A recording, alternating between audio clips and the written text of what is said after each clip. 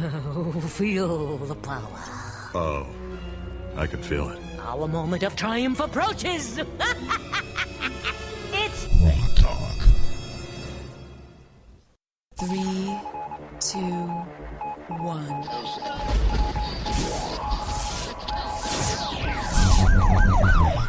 We'd like to welcome you to another edition of Grok Talk, brought to you by New Hampshire's leading conservative blog site, GraniteGrok.com. We are your feared extremist, right-wing, hard-charging, gun-toting, opinionated, outspoken, rabble-rousing, letter-writing, radio microphone stomping conservatives and rational libertarians. So get ready for more news and opinion you could only get from GraniteGrok.com.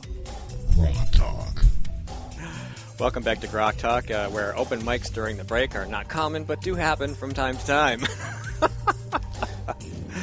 Yes, right. Steve. Yes, they do. Hey, don't forget to check us out on Facebook and Twitter. Listen on Ustream, YouTube, Stitcher, iTunes, iHeart, Spreaker, and TuneIn. Because you want to hear what this guy has to say. We have David Bozell back from ForAmerica. David, welcome. Hey guys, how you doing? Good. Did someone get caught on a hot mic? Yeah, I don't know what we said. I can't wait to listen. It'll be great. It'll be great. You know, we never say anything really bad, so it's not like it's a big deal. But Not really bad, anyway. No, we're actually very well-behaved conservatives and libertarians here. Ha! Yeah, we are. Well, when it comes to being nice, liberals, if you leave them an open mic, they say all kinds of nasty things. But usually, when we're talking, we're not being mean to anybody. We're just talking issues, right? Right. We're just right. We they get annoyed. We make fun of people. That's right. We do, including the NHGOP. All right. So, speaking of Republicans, we have this primary thing going on. Yeah. And we have a huge buffet of choices, and it's really pretty important that we make good decisions about these guys and girls, right? Yep. Well, let's talk about the presumed front runner, Mr. Bush, for 1 second. We did a video. ForAmerica did a video, our second one, about Mr. Bush, centered around. We released it this week. Centered around an appearance that he made in 2013, where he gave Hillary Clinton a Lifetime Achievement Award for her public service, quote unquote. And a year to the day, it was almost a year to the date of the anniversary of Benghazi, if you can believe that. Now let's just we won't rehash the alphabet soup of scandals that Hillary and her husband have been involved in while in public service. The event, the award itself, as benign as it may have seemed at the time, is going to be a problem for Mr. Bush. Let's spin it forward. Let's say he wins the GOP nomination. Every candidate that he defeats along the way, the entire apparatus of the Republican Party, every conservative commentator and talking head is going to be asked to, in other words, take the low road against Hillary Clinton and her public service record, while Jeb Bush takes the high road, while all the aforementioned are going to be asked to defend their candidate, Jeb Bush. It becomes an intellectually dishonest proposition to go after Hillary Clinton's record for her public service, while the candidate, the GOP nominee, presumably Jeb Bush in this scenario, is granting her Lifetime Achievement Awards for exactly that same public service record. It becomes an intellectually dishonest problem for everybody involved, not just him. So, in other words, we're locked in from the beginning, if we're not careful, with a candidate who cannot attack his probable opponent, which is even worse than we had with Romney, where Romney at least hadn't ever said anything particularly nice about Obama. Exactly correct. And if we think that Hillary Clinton won't use footage of the event against him, we're fooling ourselves. Of course she will. That's the Clinton's MO. And so it's an attack ad. It's an ad that writes itself for Hillary Clinton. I mean, if anything, the event basically was Jeb Bush praising and touting Hillary Clinton's presidential credentials. So it's going to be a huge problem for him. That's why we do not think that he is electable at all. And the sooner he kind of exits stage left, better for the GOP nomination process. Hey, Dave, this is Skip. Yeah. Don't you think, though, we're getting into that area where the electorate just doesn't care anymore? We who are in the inside baseball world, like yourself, political bloggers like us, we get this stuff. The political operatives all get this stuff, but half of them don't care because they want to see him win. The electorate, they don't make the connection because they're not paying attention. Well, I agree with you to a point. That kind of presupposes that they would vote for Jeb Bush just based on his winning personality, which I don't know if he has that either. I mean, he kind of has that kind of. I'm kind of borderline getting personal here, but I don't mean to. But he kind of has that kind of Bush hand kind of reflex whenever he speaks, and it's just the optics of a Jeb Bush are just problematic. He's just not a very appealing guy on camera. Everything, the Iraq stuff, all this week, every time he goes and makes a speech from now until the end of 2016 cycle, he's going to be reminded about his brother and his brother's record, and he's going to be asked about his brother and his brother's record, for better or for worse. You think he should? Reasonable people, real quick. Reasonable people can disagree as to whether or not the Iraq War was justified or a grand misadventure.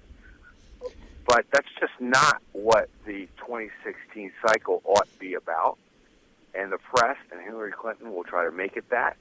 And if Jeb Bush is there, it will be that. And conservatives will suffer. Conservatism will suffer because of it. Maybe we could get him to embrace the Hillary Clinton plan, which is to show up at small managed events. Yeah. Doing that. He's already close to doing that anyway because he prefers sycophant house parties to public forums anyway. The other thing I was going to say is he's already showing a tendency for Bushisms where he misspeaks in strange ways. Not quite as interesting as George W. yet, but I think we're going to find plenty of examples as time goes by. They're piling up. I mean, the videos, the montage clips of Jeb Bush kind of stepping on himself are already piling up on the trail. And this is one of his pitfalls. Was he was last in elected office before essentially social media was ever invented. Facebook, Twitter, all the rest of it. Does he have enough money to buy a team that knows how to navigate these things? Yeah, he does, but. He himself, as a candidate, he himself has to be calling the shots and has to have a voice on these platforms, and he just has not found it yet at all. And if you're not going to be on these platforms regularly and not going to use them to your advantage, you just might as well not show up. That's my opinion anyway. Yeah, I mean, compare and contrast. For example, Ted Cruz, who has been an expert on social media from the beginning and regularly lampoons the left. Exactly. And he understands the peer-to-peer endorsement model that only social media provides. In other words, you may not trust Ted Cruz and you may not agree with Ted Cruz, but you trust your friends, you trust your family. That's just human nature. And that's what social media is all about. So he may have someone in his vortex that believes in him, and social media provides people, grassroots Americans, an opportunity to convince their friends and family, because without having to rely on Ted Cruz to do it. So that's the beauty of it. It's why he won the senator's race in Texas. Do you? It seems like a pretty target-rich environment of Jeb Bush-like people at the top. Who else do we need to keep an eye on? Do you think? I mean, I have my own list, but that could be problematic. Yes. Well, I just don't think Lindsey Graham has a shot. Now, it's the worst kept secret in town. That the only reason Lindsey Graham is running for president is because he wants to just siphon off votes from in all manners of different directions, but notably Cruz and Rand Paul, because he can't stand those guys, down in South Carolina. And he probably will, and then that'll be the end of his campaign. But so it really is the worst-kept secret. He's just really in there as a pawn of the establishment. So he can be a problem. I don't know about Christie yet, though. Yeah. Dave, who in their right mind, though, would ever think that the folks that would vote for Ted Cruz or a Rand Paul would ever consider Lindsey Grahamnesty. Nationally, I would agree with you, but South Carolina, I mean, they love him down there, and even good, conservatives that we all would agree with,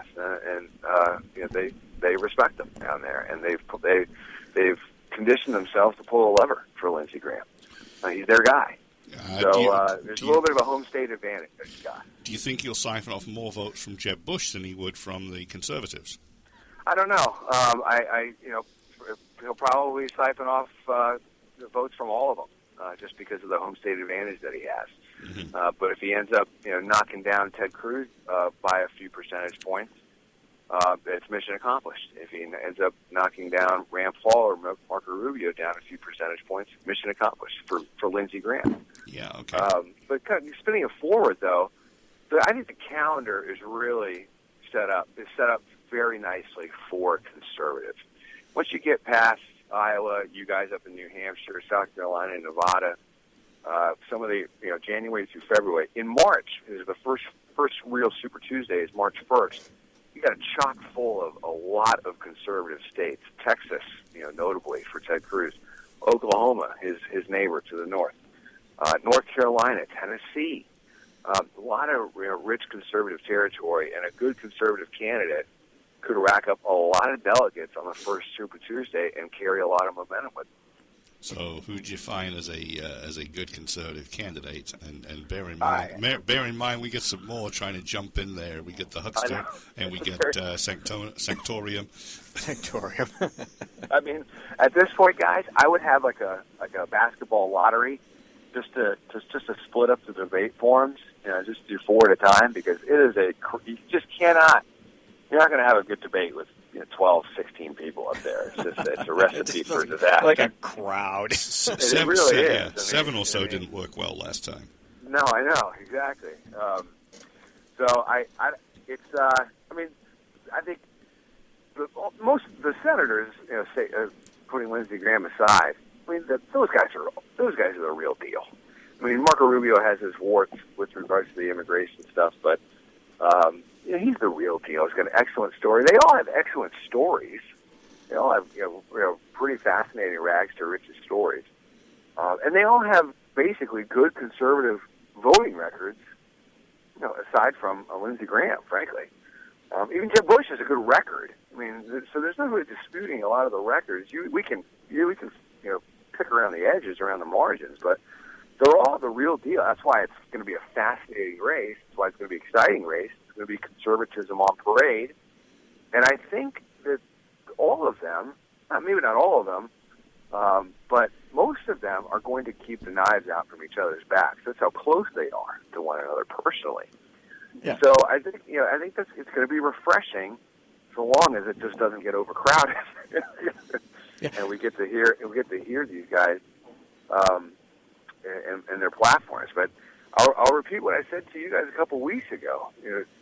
To the candidate that runs early and often and on multi-channel platforms about getting government off people's backs, the candidate can do that and articulate that well, I think will be the victor. Dave, we're almost at the end of the segment, but a quick question. There's a movement nationally, and here in New Hampshire, there's the 603 Alliance that is trying to coalesce conservatives to almost caucus and select a given conservative so as to split the vote of all the moderates, opposite of what normally happens.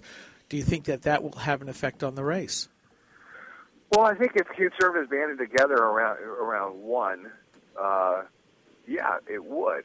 But I think getting to the one is going to take a little bit longer than maybe people would like, because everyone's got their favorite. Everyone's got their 1 and 1A.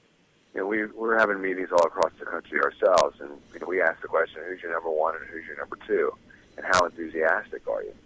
And it's usually a conservative 1 and another conservative 1A, and very enthusiastic about both. Cruz Jindal, Cruz Rubio, Rubio Jindal, Rubio Walker, Walker Cruz. So I think it's just going to take longer for everyone to kind of coalesce around one. It'll depend on the campaign infrastructure of these candidacies, who they surround themselves with, who's their staffs, Are they the real deal? And that's going to be critically important because a lot of these staffs are going to be, working and creating policy after this is all over if they win. So I think that's going to be an important sort of measuring stick for a lot of conservatives. Who do you surround yourself with? So, but I think it probably would take a little bit longer than maybe people hope. But I just don't see Jeb Bush catching fire, even if, and I know you guys have in the open primary, even if he did well in New Hampshire, I just cannot see him doing well in Iowa. I cannot see him going down to South Carolina and doing well. Nevada, these caucus states. I mean, there's the caucus states. There's a great website. I forget the name of it, guys. And interrupt me if I'm running along. But there's a great website out there that's tracking all the straw polls that have been taking place throughout this campaign. There's been about a dozen of them in 5 different states. Jeb Bush hasn't won a single one, and I don't even think he's coming higher than 5th. So, these caucus states are going to be important, and do you have the apparatus to win? I don't think that he does. All right, sir. If I remember correctly, we will probably have you on in another 2 weeks because I think I have another email to follow up on. So we'll see you soon. Okay. All right. Yeah. Have a great weekend. Thanks for coming on. Okay, guys. Take it easy. All righty. Bye-bye.